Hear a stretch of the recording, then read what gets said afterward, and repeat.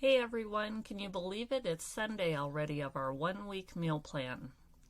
And today we're topping off the week with one of our favorite recipes, the beef stroganoff served over mashed potatoes.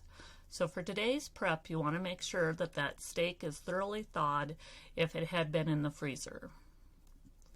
So for our beef stroganoff, some ingredients that we'll be using is the steak, either a round steak or sirloin steak, mushrooms, onion, brandy, beef stock, ground mustard, sour cream, parsley, and some salt and pepper. So to make this dish, you first want to heat some oil in a skillet and add the onions and the mushrooms. Cook those until tender, and then add your sliced steak and cook that for an additional 5 to 7 minutes.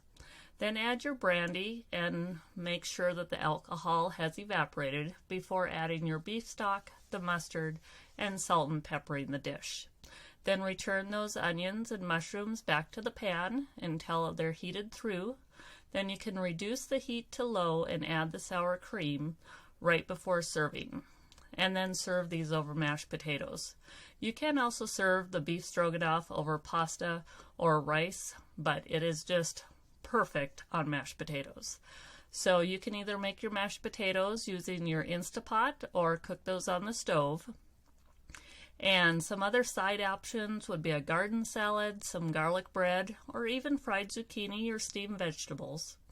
And then for future meal planning, if you're having grilled steak one night, you can always grill an extra steak and then plan to have beef stroganoff the next day and just use that cooked steak for the beef stroganoff. And this cuts down on your meal prep time.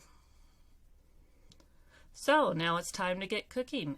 Once you make this dish, just take a picture, post it on social media, tag the Rural Home Recipes, and also tag myself. And hope you enjoyed this 1 week meal plan.